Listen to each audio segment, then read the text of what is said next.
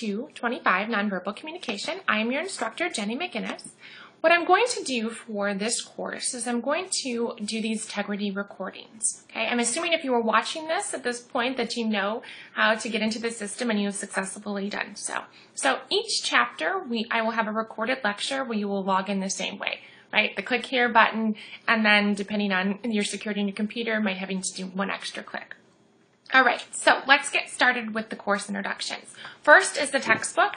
Okay, it is Successful Nonverbal Communication. If you can purchase it at the bookstore. If some of you have decided to save a little money and purchase it online or rent it, right, that is perfectly fine to do so. You will see that I have a little cushion built into the beginning of the semester where your first paper is not due until January 27th. So if you're still waiting for your textbook at this point, do not panic. You should be fine.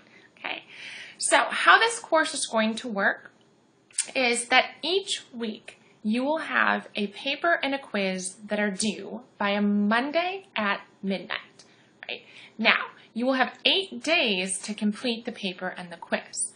So, if you go onto Blackboard, which is where you're starting from, go to the Content tab, right, on the left-hand side. That is where all the information for this course is located, right? I have a chapter folder for each chapter that we're going to cover in this course. Currently, they all look like they're empty, so there's no information inside of them. What will happen is 8 days before the deadline for the paper or the quiz, that folder will be filled with 3 things. A course lecture, which will be similar to what you're watching right now, and then you will have a quiz. The quiz is 5 multiple choice questions. You will have 45 minutes to complete it. Once you enter the quiz, you cannot exit, so please make sure that you're ready to take it. Right? Make sure you've read the chapter, make sure you have, watched the recording prior to that. And then there is the paper topic, right?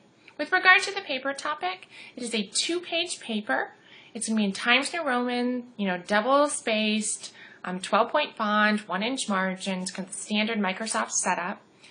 And you have 8 days to complete it. Now, you can complete the paper and the quiz within that time frame.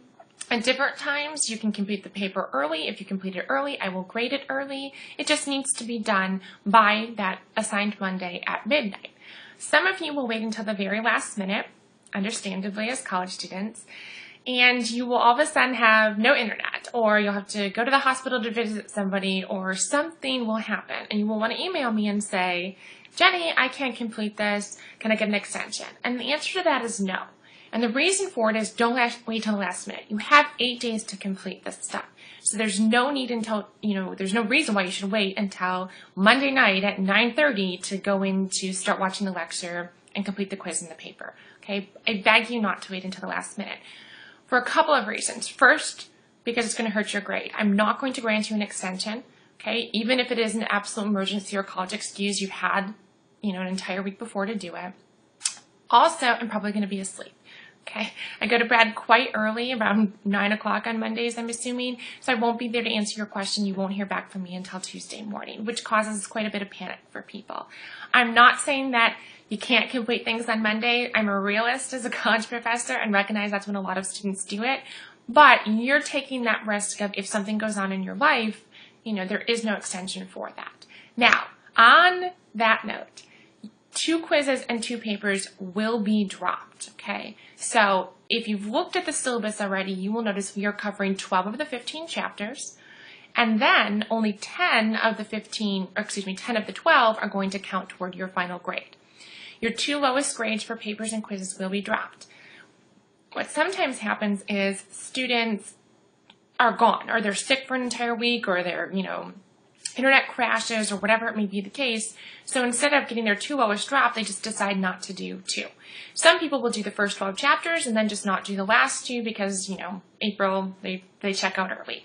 It's fine. It's completely up to you. I mean, you're an adult. You can choose how to look at this course, but I just want to let you know that is the reason why I don't grant extensions past any given deadline, okay? Because 2 will get dropped. Also, I have that little bit of cushion as well. Even though the first paper isn't due till January 27th, if your textbook hasn't arrived, right, my advice is take a shot at the quiz, right? I mean, it's multiple choice, so the answer is going to be in front of you. Maybe you take a shot at writing the paper. Okay, you can still watch the lecture without the textbook, and I'm not lecturing, out of thin air. I'm lecturing out of the book, so hopefully, the answers will be right there for you. Now, with the lectures, some of you are already finding it painful to have to watch this, and I'm not requiring that you, or I'm not forcing the system, I guess I should say, to require you to watch my lectures. It's really up to you. Everyone's motivation for taking a course is going to be different. I am assuming you're taking nonverbal communication because you actually care about the content and want to improve your skills. However, there may be a few of you who are taking it because you're an online student and this was offered online, so you decided to do so. I had a student one semester when I taught intercultural online, and he completed everything within a week and failed the course and then wanted more time, right? He wanted me to reopen it again. I couldn't believe he did that. What was the point of it, right? And you're not going to get anything out of the course. You clearly didn't read anything. Yet, again, nothing seems to shock me anymore that what students will do. So it's your motivation. What you might have noticed is I don't have a discussion board for this class. I have gone back and forth on discussion boards. I've read all the research, and what I found is that they're not benefiting students. The idea of a discussion board is to take the place of face-to-face discussion in a class. What tends to happen is 3 people will post on at the beginning of the week, and then the rest of the students just wait and comment back and forth, and it seems to be more of a busy work than a genuine, real discussion. Some of you, you're disappointed that we don't have that. And to you, I do genuinely apologize. I'm not saying it isn't beneficial for all students, just all in all, the research has found that it's not working the way it's designed to work. So I have cut that, and some of you are cheering as you're watching this, saying, yes, phew, I don't have to wait for posts and wait till the last minute or wait for other people. Right? This is all going to be your own self-guided. So given that there are only quizzes and papers, okay, and given that you will be watching a lecture, the course is really consistent, and the course can also feel very repetitive. So about week 5 or 6, you're going to start to feel like, oh gosh, another quiz, another paper, this is the same thing. There's Jenny again. There's the recording, okay? And I apologize for that. I realize that that's how it's going to feel for some of you. Why I do it that way is for consistency purposes. I assume that a lot of you are taking an online course because your life is really busy. You have a lot going on. You probably have a full-time job. You might have a family at home. And the idea of having multiple assignments due each week and due at different times and, a final paper or final test, it's what makes online learning incredibly difficult. So instead of taking some of that difficulty out, made it consistent, and risk being a tad repetitive or maybe even slightly boring with regard to assignments. I hope you don't find that the lectures to be that way. I try to keep them light, humorous, try to add a few jokes, although I'll be the first to admit I'm a face-to-face instructor, and talking to a little tiny, green button on my computer right now is incredibly awkward for me as well. So, especially teaching nonverbal communication. So I hope that, you kind of take them in stride, and if you do find me to be difficult to watch or annoying, that you just put the recording on and you walk out of the room and you just listen to it. Okay, because there's a lot of information here that is critical for improving your nonverbal communication skills, and that will be incredibly helpful for you. So I hope that works out. So again, with this course, all of the information is in the syllabus. You will be completing a weekly paper and a weekly quiz that you will have 8 days to complete. The only exception to this is if you're looking at the schedule for spring break.